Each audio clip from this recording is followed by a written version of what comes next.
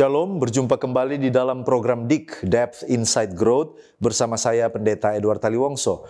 Program ini menyajikan diskusi dan kajian mendalam mengenai tokoh, tema, ataupun narasi tertentu di dalam Alkitab. Kesempatan ini kita masih melanjutkan seri Seven Deadly Sins atau 7 dosa mematikan, dan episode ini merupakan episode terakhir dari series ini. Kita berfokus kepada dosa kemalasan. Mengapa kemalasan yang sepertinya hal yang lumrah dan banyak terdapat di dalam pergaulan kita setiap hari justru termasuk salah satu dari dosa yang mematikan? Apa dampaknya dan bagaimana pengajaran Alkitab sehubungan dengan dosa ini? Mengapa dosa ini berbahaya ketika dipelihara dan dihidupkan oleh orang percaya? Saya mengajak sahabat-sahabat di rumah untuk bergabung bersama dengan kami, atau saudara yang menyaksikan tayangan ini lewat Facebook atau YouTube, disilakan untuk menuliskan komentar yang positif dan bahkan juga pikiran saudara sehubungan dengan topik yang kita angkat pada kesempatan ini.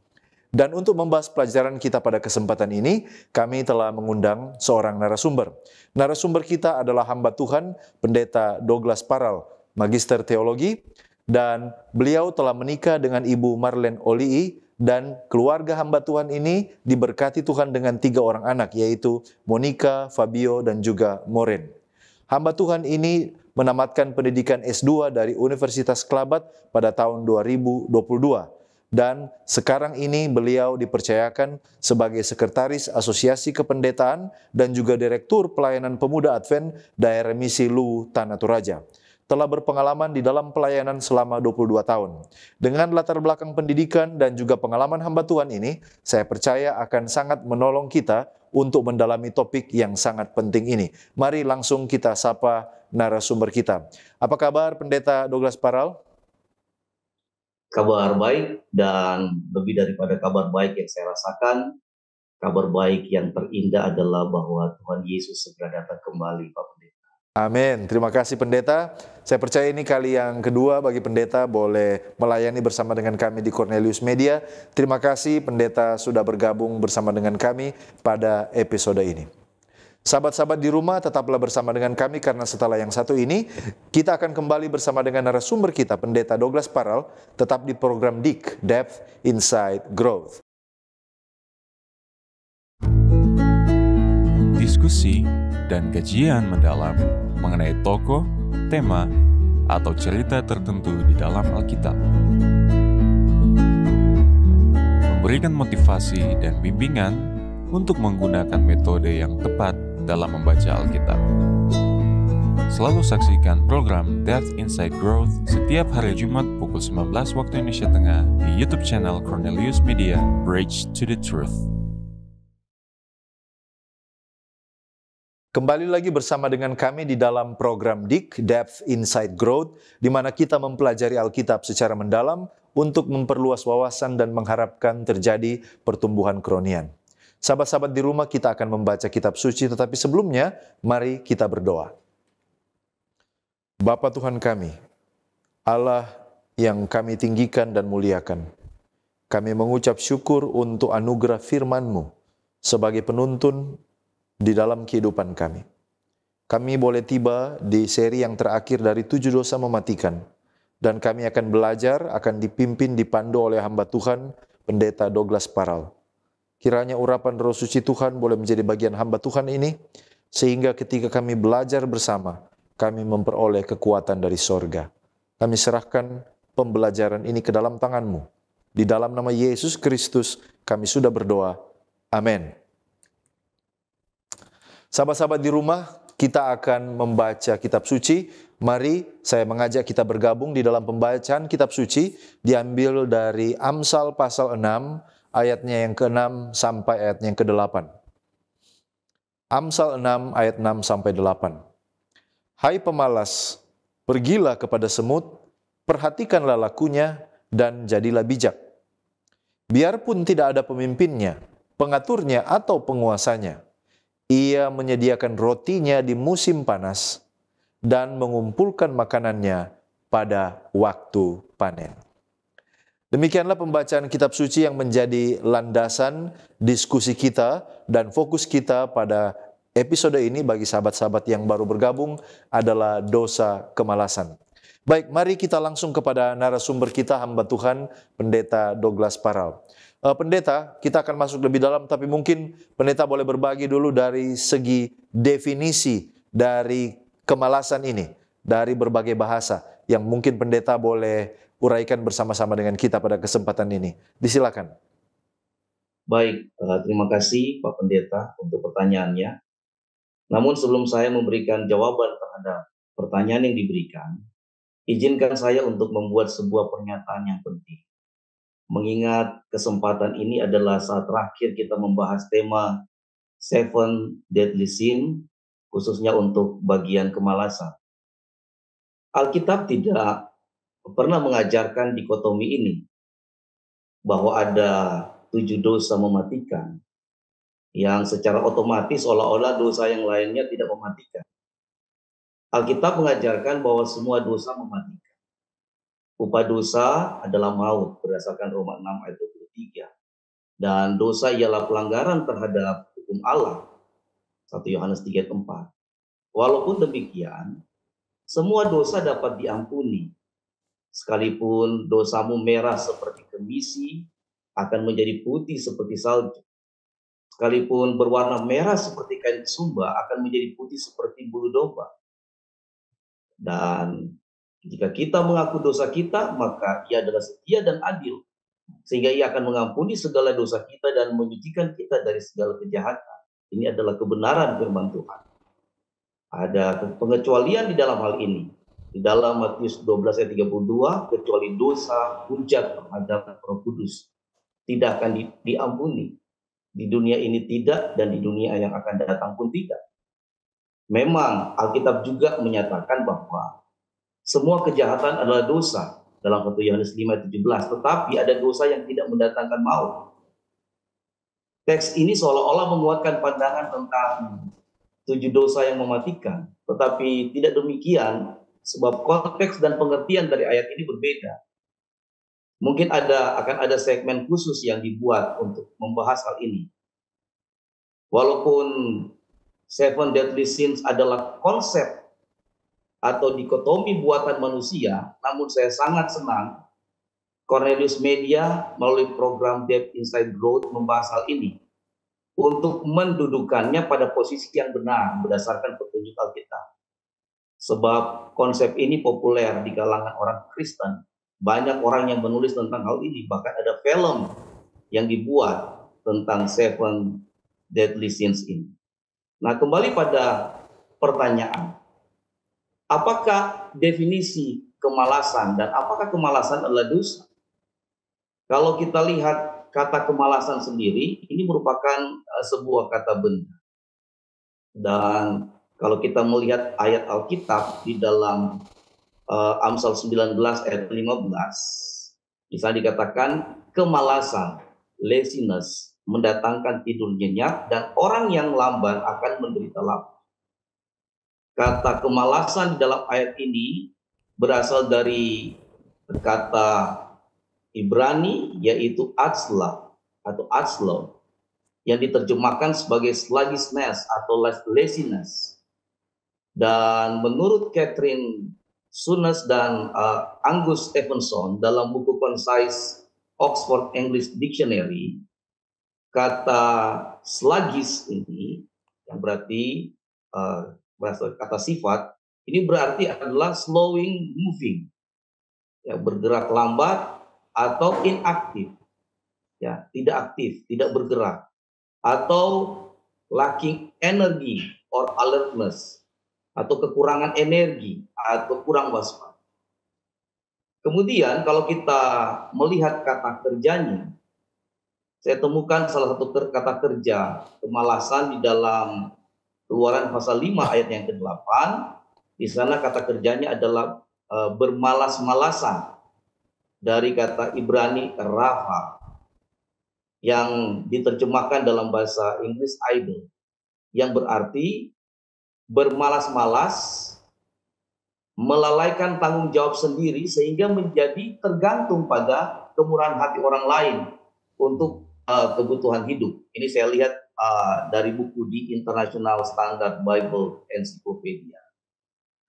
Dan dalam bahasa Drika di sana menggunakan kata argos yang juga diterjemahkan sebagai idol atau nothing to do.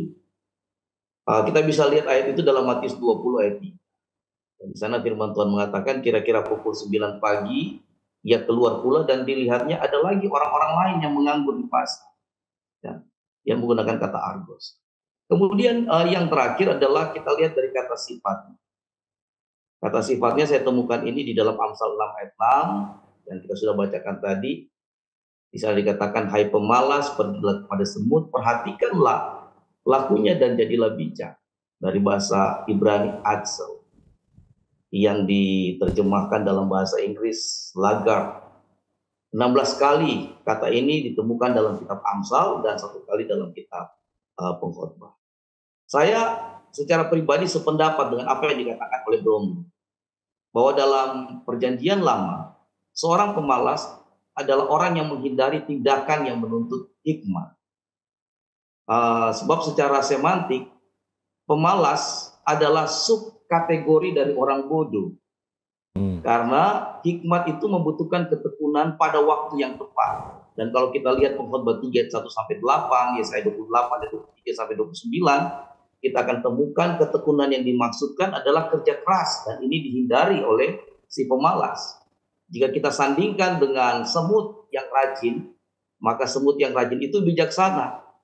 Mengapa? Sebab ia menyiapkan makanannya di waktu musim panas dan mengumpulkan makanannya di musim panen. Sebaliknya, si pemalas tidak bekerja pada waktu yang tepat dan menuai akibat buruk dari kemalasannya, yaitu kemiskinan. Dan kalau kita coba lihat di dalam Perjanjian Baru, sebenarnya istilah untuk kemalasan sangat jarang muncul. Ya, selain kita lihat ada beberapa ayat dengan menggunakan kata okneros atau notros atau argos seperti yang disampaikan tadi. Tetapi walaupun kelihatannya sedikit terminologi kemalasan di dalam Perjanjian Baru, tetapi padanan antitesis dari kemalasan, yaitu bekerja dan tenaga kerja, banyak terdapat di dalam Perjanjian Baru. Selain itu kita juga bisa melihat tentang perumpamaan tentang talenta di dalam Matius 25 ayat 14-30 dengan jelas menunjukkan bahwa kemalasan itu tidak cocok dalam suasana surga. Kemudian yang terakhir, kalau begitu apakah kemalasan adalah dosa? Jika kita merujuk pada 10 perintah Tuhan, khususnya perintah yang keempat yang berbunyi, ingatlah dan kuduskanlah hari Sabat, 6 hari lamanya engkau akan bekerja dan melakukan segala pekerjaan, tetapi hari ke-7 adalah hari Sabat Tuhan Allahmu. Maka jangan melakukan suatu pekerjaan, engkau atau anakmu laki-laki, atau anakmu perempuan, atau hambamu laki-laki, atau hambamu perempuan, atau hewan, atau orang asing yang di tempat kediamanmu.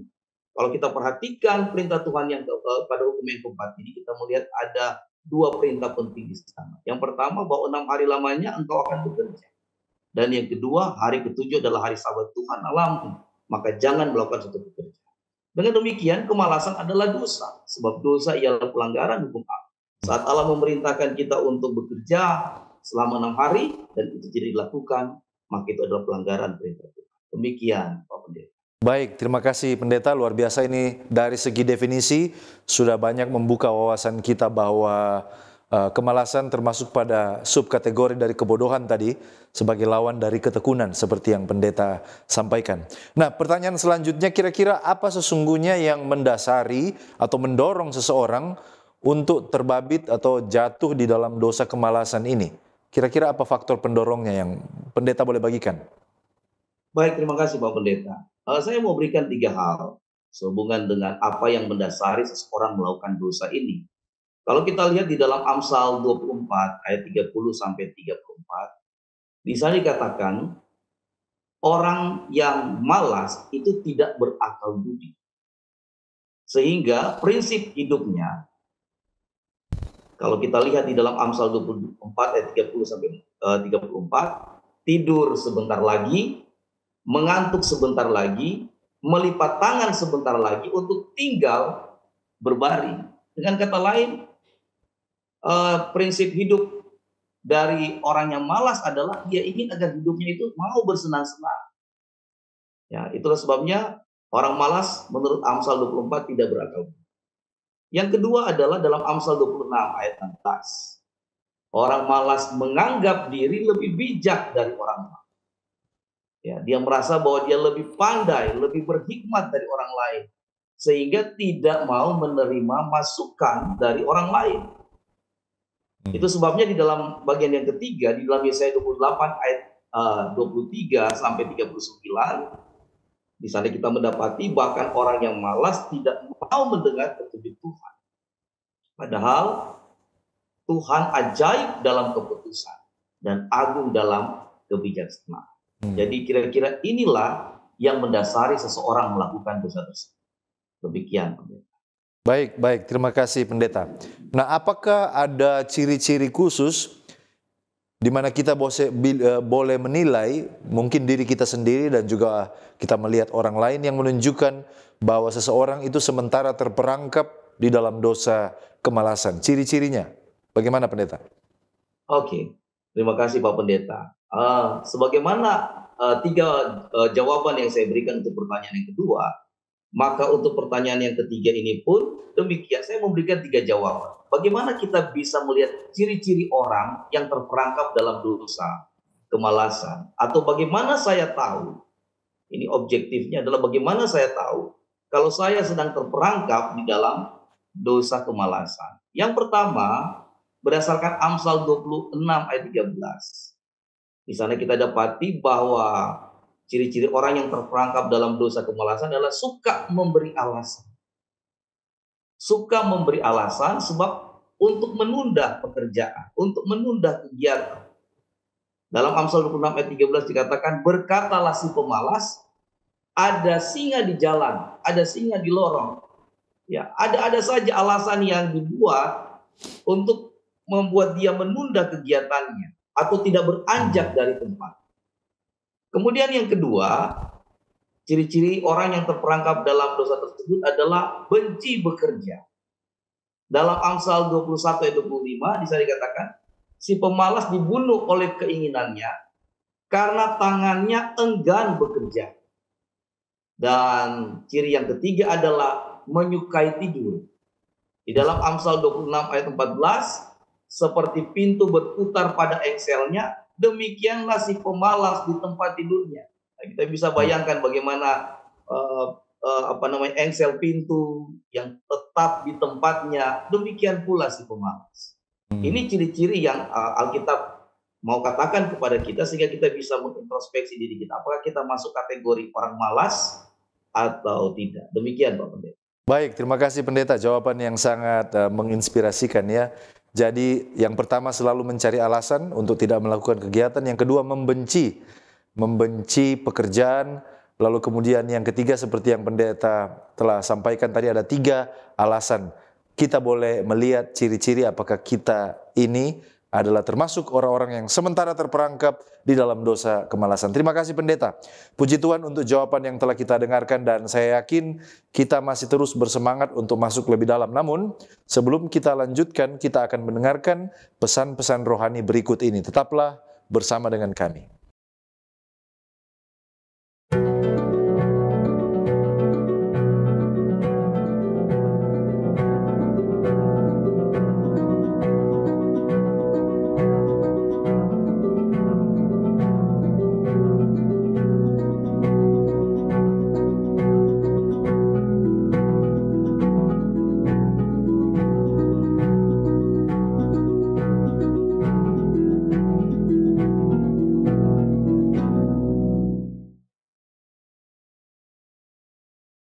Masih di program DIK, Depth Insight Growth, dan tadi kita sudah mendengarkan dari narasumber kita tentang definisi dari dosa kemalasan, lalu kemudian bagaimana ciri-ciri mereka yang sementara terperangkap di dalam dosa tersebut. Sekarang kita kembali kepada narasumber kita, hamba Tuhan Pendeta Douglas Parral. Pendeta, Alkitab adalah buku yang dipenuhi dengan contoh, di mana kita boleh belajar dari kegagalan dan juga keberhasilan. Apakah ada contoh di dalam perjanjian lama maupun juga perjanjian baru tentang betapa berbahayanya dosa kemalasan itu jika tetap dipelihara? Bagaimana Pendeta melihat hal ini?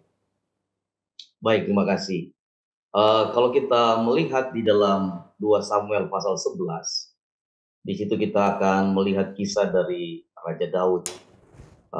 Seharusnya Daud di dalam cerita ini tidak bermalas-malasan. Walaupun memang kita tidak akan menemukan secara eksplisit kata kemalasan di dalam pasal ini. Tetapi mengapa saya mengangkat ini menjadi sebuah contoh? Sebab bukankah arti bermalas-malasan itu adalah melalaikan tanggung jawab dan berharap orang lain yang melakukan. Dan itulah yang terjadi dalam kisah ini.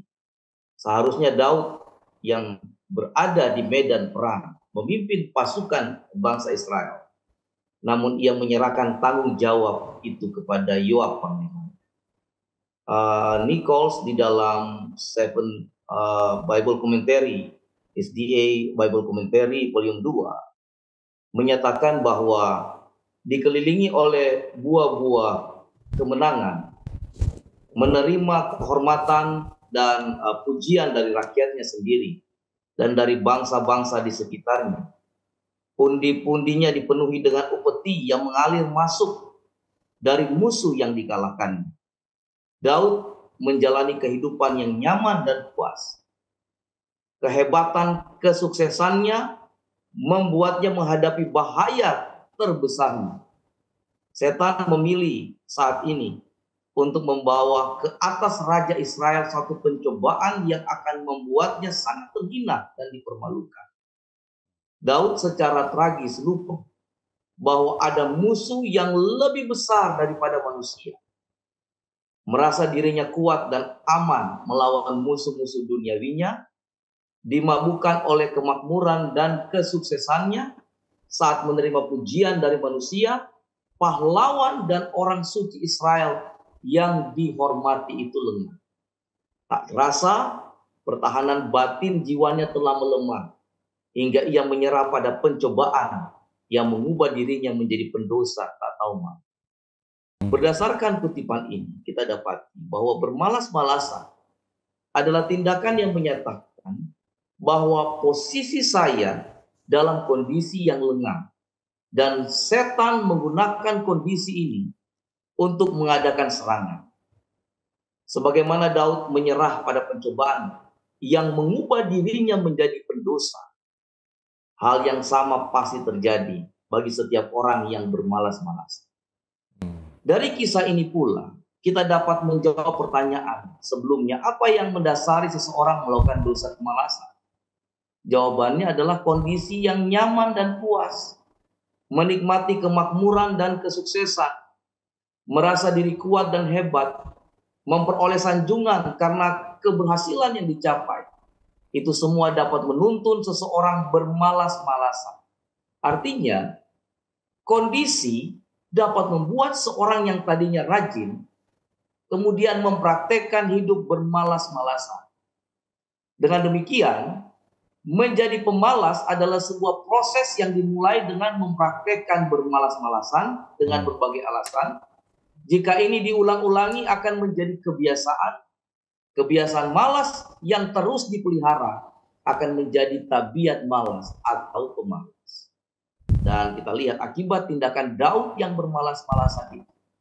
Ia kemudian mengambil istri Uria, prajuritnya, yang sedang berperang baginya. Kemudian dia merencanakan hal jahat untuk melakukan penipuan, bahkan pembunuhan terhadap Uria. Dan ia melibatkan orang lain untuk mewujudkan rencananya tersebut. Kemalasan adalah jalan untuk melakukan dosa lain. Kisah yang lain kita boleh lihat contoh kemalasan dalam perjanjian baru dicatat dalam Matius 25 ayat 14 sampai 30. Perumpamaan tentang talenta. Saat seorang tuan hendak mengadakan perjalanan ke luar negeri, ia pun mempercayakan hartanya kepada hamba-hambanya. Ada yang memperoleh 5, 2, dan 1 talenta. Setelah tuannya kembali, ia mengadakan perhitungan dengan mereka. Ketika tiba pada yang memperoleh 1 talenta, didapati ia tidak menjalankannya dengan berbagai alasan. Mendengar hal itu, tuannya pun berkata, kita bisa lihat di ayat 26 sampai 30. Hai kamu hamba yang jahat dan malas, ambil talenta itu daripadanya dan campakkanlah hamba yang tak berguna itu ke dalam kegelapan yang paling gelap.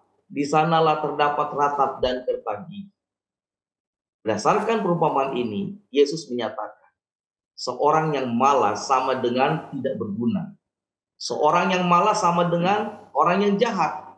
Dan hasilnya bukan hanya tidak memperoleh apa-apa, tetapi kemudian ia mendapatkan hukuman. Dan penghukumannya adalah kebinasaan.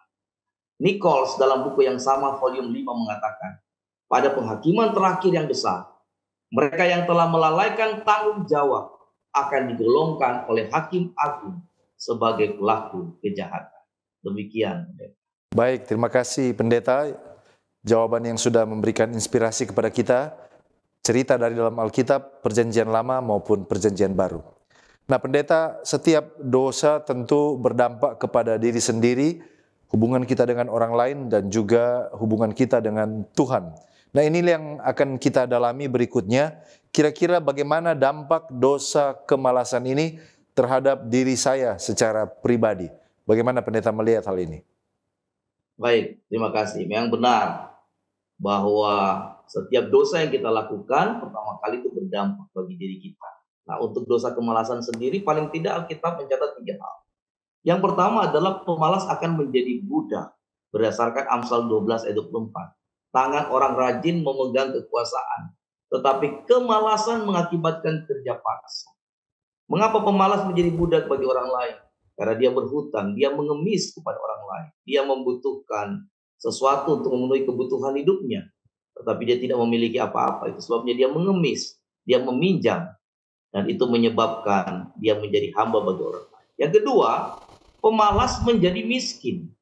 Di dalam Amsal 13 ayat 4, hati si pemalas penuh keinginan tetapi sia-sia, sedangkan hati orang rajin diberi kelimpahan. Itu dampak yang kedua. Dan yang ketiga, kita bisa lihat dari kisah Daud di atas. Orang malas menempatkan diri pada kondisi yang lengah, rentan untuk menyerah pada godaan iblis, untuk melakukan dosa yang lain. Kemalasan bukan hanya tidak memiliki apa-apa, tetapi pada akhirnya mendapatkan upah kebinasaan. Demikian Pak Pendeta. Baik, terima kasih pendeta. Nah, apakah pendeta setuju bahwa orang yang bermalas-malasan bukan hanya berdampak kepada dirinya sendiri, tetapi juga mempengaruhi hubungannya dengan sesama? Bagaimana pendeta melihat hal ini? Dan apa-apa saja kira-kira kalau ada dampaknya? Benar sekali Pak Pendeta, saya sangat sepakat dengan apa yang pendeta katakan, sebab kita adalah makhluk sosial. Kita tidak bisa hidup tanpa orang lain.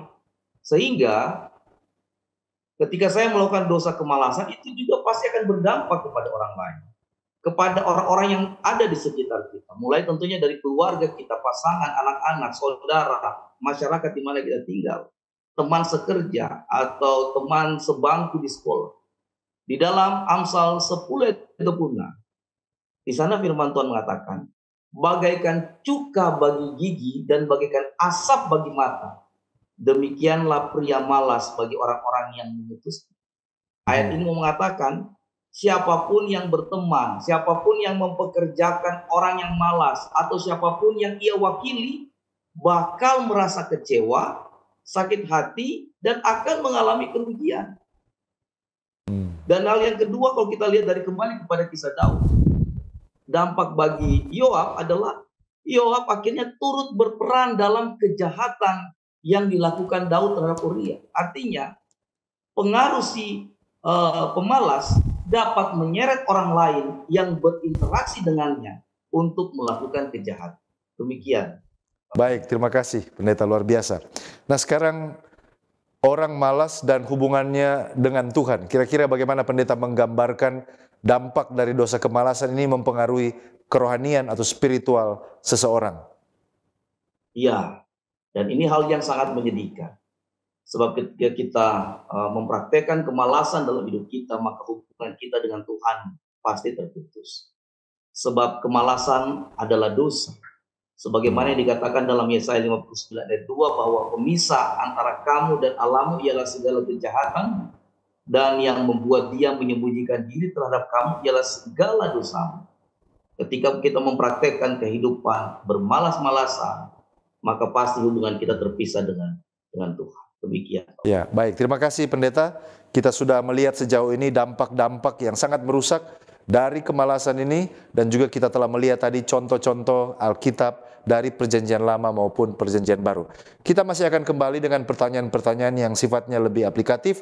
Oleh karena itu, jangan kemana-mana, tetaplah bersama dengan kami. Kita akan kembali tetap di dalam program DIG, Depth Insight Growth.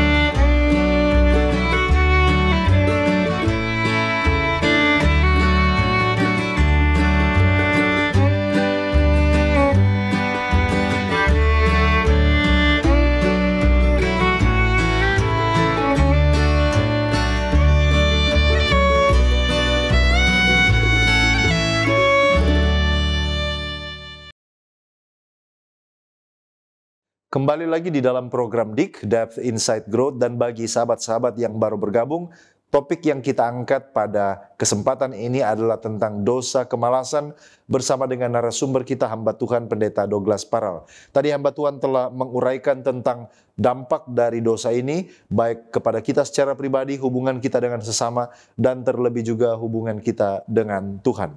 Nah, kita kembali kepada narasumber kita, Pendeta Douglas Parral. Nah, Pendeta, seandainya ada sahabat-sahabat di rumah yang menyaksikan tayangan ini, bertanya, kalau begitu apa yang harus saya lakukan supaya saya tidak jatuh di dalam dosa kemalasan ini? Apa kira-kira yang pendeta boleh bagikan sebagai nasihat? Baik, terima kasih. Dan ini adalah pertanyaan yang sangat penting, sebab kita semua rentan dengan dosa ini. Maka jawabannya adalah, kasihi Tuhan Allahmu dengan segenap hatimu, dengan segenap jiwamu, dan dengan segenap akal budi. Percaya kepadanya. Percaya sepenuhnya kepada Tuhan. Dan buktikan kepercayaan kita kepada Tuhan dengan melakukan setiap petunjuk. Jika Ia bersabda, 6 hari lamanya engkau akan bekerja dan melakukan segala pekerjaanmu, maka bekerjalah sekuat tenaga. Dan hal yang kedua, kita harus ingat Matius 14 ayat 37 dan 38. Bahwa roh penurut tetapi daging lemah. Untuk itu kita harus selalu berjaga-jaga dan berdoa. Setan selalu sedia untuk memberikan pencobaan-pencobaan kepada kita. Setan bisa menggunakan kondisi-kondisi yang kita sedang alami, seperti yang dialami oleh Raja Daud, untuk membuat kita yang tadinya rajin, kemudian mulai mempraktikkan sikap bermalas-malas. Dan ini hal yang penting kita harus perhatikan. Demikian. Ya. Baik, terima kasih Pendeta. Percaya kepada Tuhan, mencintai Tuhan dengan sepenuh hati. Nah, seandainya ada di antara sahabat-sahabat di rumah yang mungkin setelah mempelajari dan mengikuti program ini, mendapati bahwa ciri-ciri yang pendeta sebutkan itu sepertinya adalah seperti apa yang sementara dia lakukan. Artinya, jika saya sudah jatuh pada dosa ini atau sementara terlibat dalam dosa ini, apakah kira-kira masih ada harapan bagi orang seperti saya untuk bertobat? Apa yang harus saya lakukan? Bagaimana pendeta melihat pertanyaan ini? Baik, itu adalah kabar baik yang selalu didengungkan oleh firman Tuhan. Bahwa kesempatan untuk bertobat masih ada, terbuka lebar.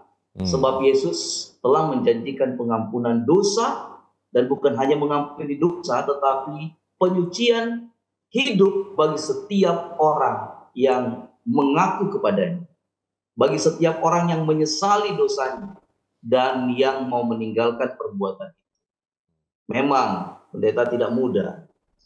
Sebab pertobatan sejati itu mencakup perubahan pola pikir yang diwujudkan dalam perbuatan. Malas yang telah menjadi tabiat, kita sebut si pemalas, karena sudah menjadi tabiat malas, tidak mudah dirubah. Jadi, ketika kita memiliki tabiat malas, itu tidak mudah untuk dirubah. Tetapi tetap saja ada harapan untuk berubah. Dan hal itu bukan hanya sekedar tercapai dengan berdoa. Bukan hanya sekedar berdoa kemudian tabiat malas saya berubah menjadi rajin. Tetapi itu harus ada usaha di sana. Ya. Dalam Amsal ayat 6 ayat tema kita tadi kemudian mengatakan Tuhan meminta si pemalas untuk belajar dari semut. Bruce Waltke dalam bukunya The Book of Proverbs, dia mengatakan, ketika semut dipelajari dengan sungguh dan dengan ketajaman moral, maka dua hal akan terjadi. Pertama, perintah menjadi bijaksana dapat terjadi. Ya, kemudian yang kedua, si pemalas akan memiliki kekuatan yang cukup untuk belajar memulai proses penataan kembali hidup. Itulah sebabnya penting untuk belajar kepada semut dengan dua hal, yaitu dengan kesungguh-sungguhan dan dengan ketajaman moral. Dua hal ini Tuhan pasti berikan kepada kita, sehingga kita mampu mengalami perubahan di dalam kehidupan kita. Dan pertanyaannya adalah apa yang harus dipelajari dengan kesungguhan dan dengan ketajaman moral dari semut. Dalam Amsal 6 ayat 7 dan 8 bisa dikatakan, semut biarpun tidak ada pemimpinnya, tidak ada yang mengaturnya, tidak ada penguasanya, ia selalu rajin bekerja, menyediakan rotinya di musim panas dan mengumpulkan makanannya pada waktu panen.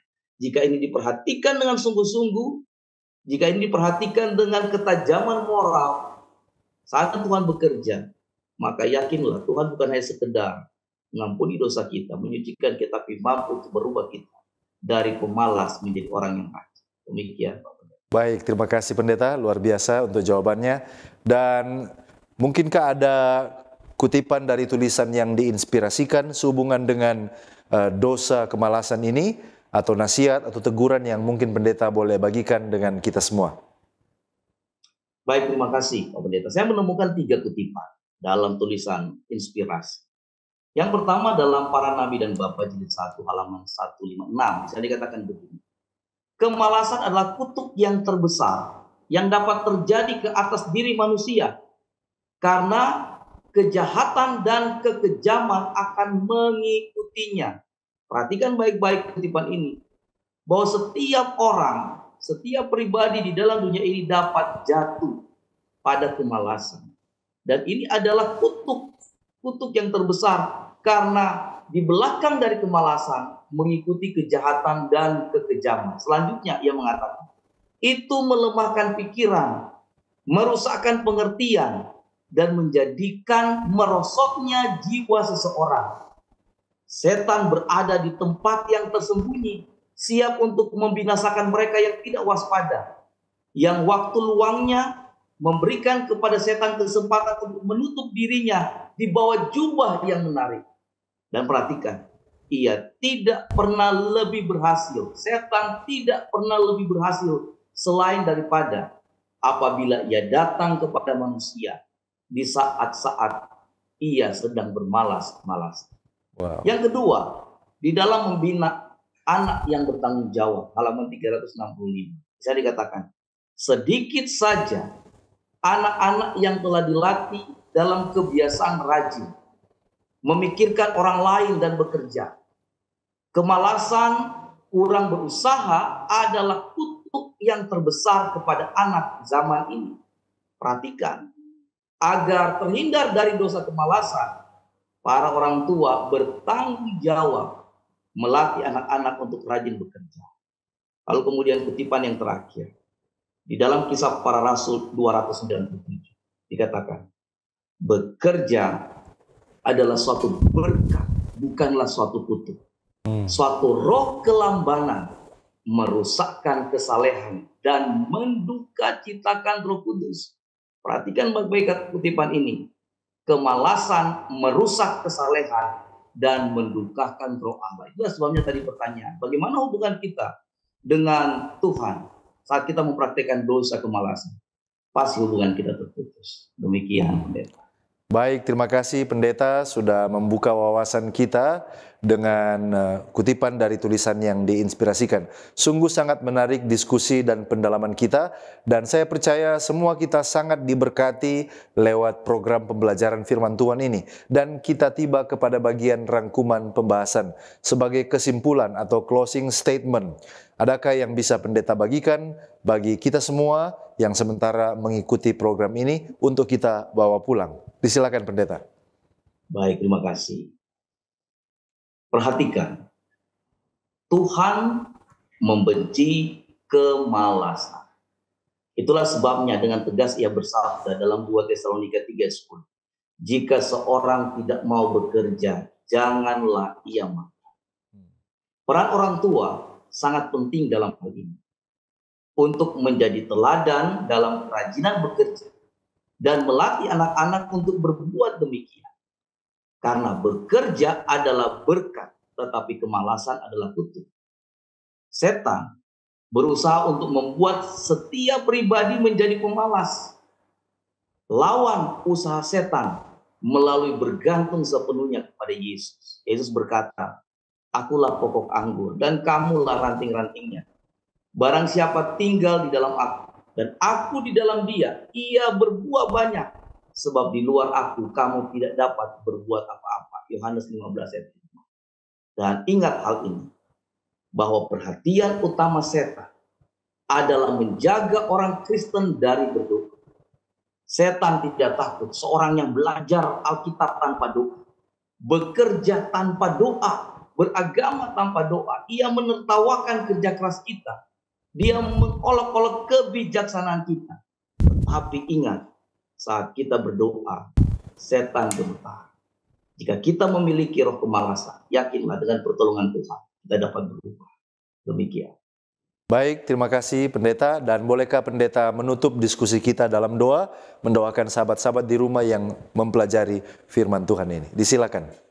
Baik, mari kita berdoa. Kami bersyukur kepada Bapa di sorga yang sudah menganugerahkan kebenaran dalam diskusi kami pada saat ini. Kami yakin bahwa dosa kemalasan banyak dari antara kami yang menjadikan itu sebagai suatu pergumulan. Tetapi malam hari ini ada harapan bahwa jika kami bersama-sama dengan Tuhan, maka kehidupan kami yang dipenuhi dengan sikap bermalas-malasan dapat dirubah menjadi hidup yang penuh dengan kerajinan bekerja. Amin. Sebab di dalam bekerja kami mendapatkan berkat. Doa hamba, kiranya sahabat-sahabat kami yang telah menyaksikan tayangan ini dikuatkan dan diberkati. Demikian pula dengan Cornelius Media, tetap diberkati untuk dapat menjalankan peran mereka, membawakan kabar baik, kabar sukacita dari firman Tuhan sebagai satu-satunya sabda itu. Ini doa kami Bapa di dalam nama Yesus. Amin. Amin. Puji Tuhan untuk pembahasan topik yang sangat menarik pada kesempatan ini, dan saya mengucapkan terima kasih kepada narasumber kita, hamba Tuhan Pendeta Douglas Parau, yang sudah membagikan berkat rohani bagi kita semua. Tuhan Yesus memberkati pendeta dan keluarga dalam pelayanan di daerah misi Lu Tanah Toraja. Tuhan Yesus balas berkat bagi pelayanan yang sudah pendeta berikan. Terima kasih sudah melayani di Cornelius Media. Dan juga terima kasih kepada sahabat-sahabat di rumah yang tetap setia bersama dengan kami sampai saat ini. Bahkan kepada sahabat Hope Channel Indonesia yang terus menyaksikan program-program dari Cornelius Media. Saya percaya kita bertumbuh bersama ketika kita mempelajari dan mencintai firman Tuhan. Dan kalau Anda telah diberkati lewat pelayanan media ini, berkenan kiranya saudara untuk follow, like, atau subscribe akun media sosial kami dan bahagikan link tayangan ini kepada orang-orang terkasih. Sahabat-sahabat di rumah, demikianlah perjumpaan kita. Kita akan jumpa kembali pada episode yang mendatang. Saya Pendeta Edward Taliwongso dan kru yang bertugas undur diri. Shalom.